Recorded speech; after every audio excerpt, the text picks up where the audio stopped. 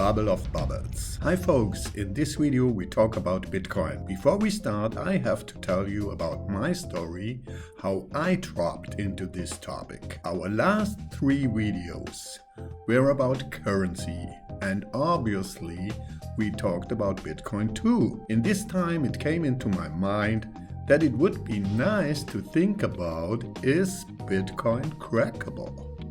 In theory. So I dived into Bitcoin story and Bitcoin design. I talked to some Bitcoin specialists and Bitcoin fanboys. The answers didn't really satisfy me. So in the last 10 days, I did a little more research. It really does not need more to demystify the Bitcoin story. I discovered a contradiction, a misinterpretation, a design flaw. One? No, many. Nothing, absolutely nothing remains of the Bitcoin story when you take a closer look. In my mind, Bitcoin is like a VW Beetle being hammered into shape by a few profiteers until they can sell it as a 911 Porsche. I will now pulverize 6 of 7 important arguments for Bitcoin and ask you to question the Bitcoiners about where and if I am mistaken. I bet you won't find anyone who can refute me. Have a look what I think about Bitcoin. Here my list. With Bitcoin you can make money. This is the only point I do agree. You can indeed make a lot of money with Bitcoin, just like in any other Ponzi scheme. But ensure you are not among the last one. Remember Bitcoinet, Madoff and the Tulip Mania in Netherlands in the 17th century. Bitcoin is not a currency at all. What does a currency need? Stability. Do you really think an economy could work with a currency changes the worth 500% up and 400% down? It's totally idiocy. Avoids inflation and deflation. Bitcoin avoids inflation, agreed. But it leads for sure, limitation 21 millions, to deflation. It's swapping one evil to another. And this is for sure. This is not a possibility, a risk. It's for sure. And believe me, this devil may be less popular, but it's just as catastrophic. Deflation harms debtors and the economy, increases unemployment, exacerbates inequality, and raises the risk of a deflationary spiral. Access for everyone and easy to handle. Nonsense, we will see later. And most important, connected to the economy. No way, Bitcoin is maybe a nice medium of exchange, but never ever a currency. Watch our video about money supply and currencies. Just this, to avoid inflation and deflation, the money supply has to be correlated to the economy. Bitcoin is not. Bitcoin is a failed system for a general digital payment system. Okay, it's not a currency, but is it a great digital payment system? Here we have to go to the origins, the white paper. The white paper describes a peer-to-peer electronic cash system. It's only 8 pages long, so you can read it for yourself. But to make a long story short, it essentially describes the following key points. First, decentralization, meaning the elimination of the need of a third party, peer-to-peer network. Second, the irreversibility of transaction payments once made. Blockchain immutability. Third, the prevention of fraud through competition, proof of work. And fourth, ensuring a certain level of anonymity. Sounds great. So where is the mistake of the design? By focusing on these 4 points, other essential aspects of financial transactions between people and institutions are completely overlooked. Other aspects: transaction per second. Visa manages 1,700, MasterCard even 5,000, and Bitcoin 7. Yes, wow. A financial transaction involves more than just the moment of payment, including code, delivery, quality, and many other aspects of trade or exchange. Focusing exclusively on the moment of payment is like a knight having extra reinforced greaves made, but foregoing to the rest of the armor. So Bitcoin does not avoid fraud by trading something. I would even argue the opposite is achieved. The apparent security of the payment gives a false sense of safety, not real security. This perceived security is often used for scams in crypto and NFTs, with countless examples. Bitcoin is wasting energy and amazing expensive per transaction. Okay, to prove this, we have to look for the most popular guesses. This also is a specialty in Bitcoin. It's really hard to find exact numbers. How many miners, how many users, how many transactions, and so on. Here is a tip you also can use for other things. When dealing with a topic where a lot of different numbers are floating around the internet, and you want fair and reliable information, without being sugar-coated or overly exaggerated, consider consulting the source that completely opposes your argument. Using their numbers for your arguments against them is really fair. In my case, my sources are Bitcoin fanboys. Let's look. Electric energy needed per year, 100 terawatt hours. Amount of transactions per year, 200 million. Gives about 500 kilowatt hours. In which universe is this effective?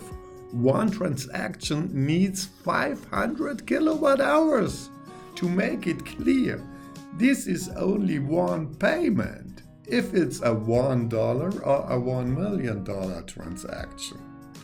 500 kilowatts means in the worldwide average price about 11 cents per kilowatt hour, in total $55. Or maybe it's better for your imagination, with 500 kilowatt hours you can run your computer about 4,000 hours. What do you think? How many transactions does your computer in these 4,000 hours? So it's a gigantic waste of energy just to make a single payment. What madness! By the way, these huge costs of a single transaction, we will discover later why somebody pays for it. Bitcoin is not decentralized. Do you remember when we talked about the white paper? One of the main goals was decentralization.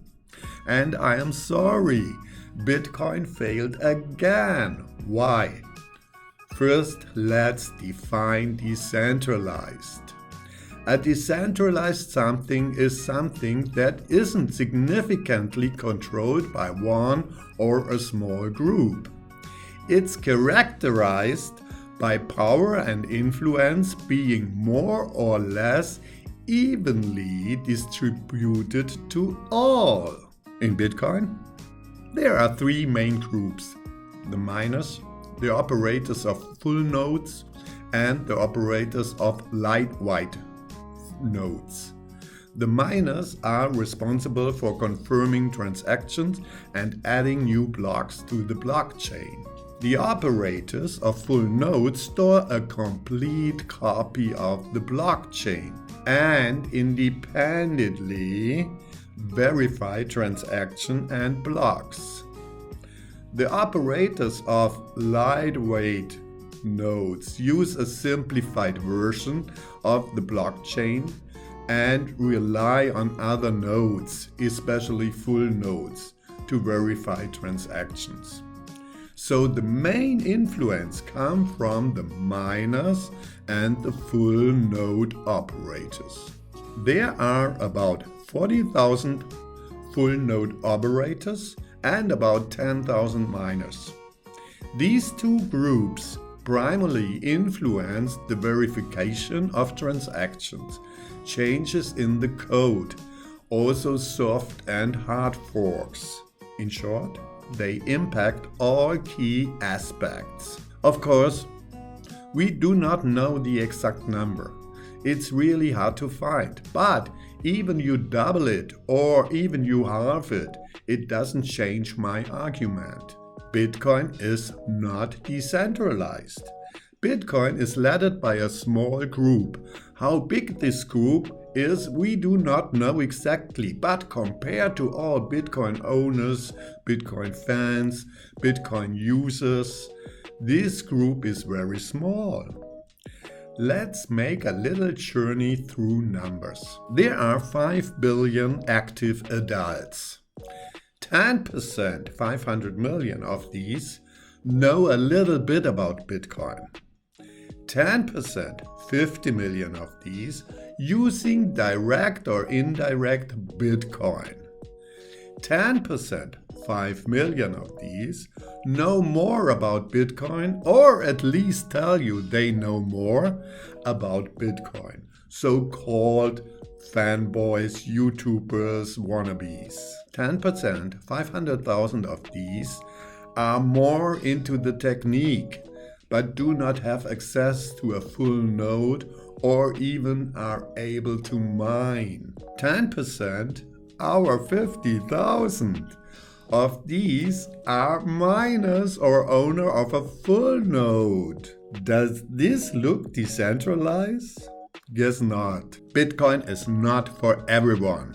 Bitcoin requires certain technical prerequisites and at least rudimentary knowledge of the processes involved in creating a wallet, making transfers, and so on.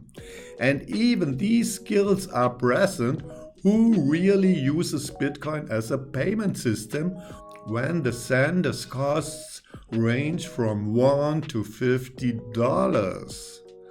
How often do you make transfers of more than, let's say, a few $10,000? No, fanboys. The Lightning Network is not a solution. On the contrary, it proved that even hardcore Bitcoin enthusiasts are aware of the network's weaknesses and quietly sweep an important principle, avoiding third parties, under the rug. That's why Bitcoin is best suited for very large transfers starting from $1 million and is of interest mainly to criminals. But it's definitely not for everyone. Bitcoin is an elite product. Of course, you remember the groups running Bitcoin, miners, owners of full nodes. To be a member of one of these groups, you have to invest a huge amount of money. But there are developers too. I hear fanboys shouting. Yes, they are. But you really think somebody is able to understand the code, the protocols, and the design, hard and soft forks you find on every street corner? Guess not. So a small elite runs Bitcoin. And a bigger group or useful idiots pray to it. And the others, 99%, just wander. This is the reincarnation of elite. Bitcoin is a dead end. I make it simple. To verify a transaction, I need a miner. This miner then adds my transaction to a new block. Only then the transaction is considered complete. So no miner, no transaction. But what happens when the miners can't mine new coins once they reach the famous 21 million? Currently, they don't earn a significant portion of their revenue from the already high-priced transaction fees, but rather from generating new coins, Bitcoins. It's a lucrative business, but also demands millions in investments. So after Bitcoin's D-Day, 21 million, either these miners become altruistic or more likely transaction fees skyrocket, or they simply stop creating new blocks. As I said, dead end. Bitcoin is not a great store of value. Bitcoin is a pure object of speculation, but not at all to store value, except you are upcycled. Bitcoin works without a central authority and is independent. Finally, the most insane story. As we saw, Bitcoin is not decentral. But what's also remarkable, Bitcoin needs central authorities. Without central authorities, no trade, no ownership, only anarchy. What do you do with your Bitcoin when there is no central authority protects you from, example, murder, robbery, abuse? We all need a central authority. Not too much, not too less. So, Bitcoin fans, if you are worried about how much power our current authorities have, you should consider ways to lessen their influence and stay alert. Bitcoin won't solve the problem.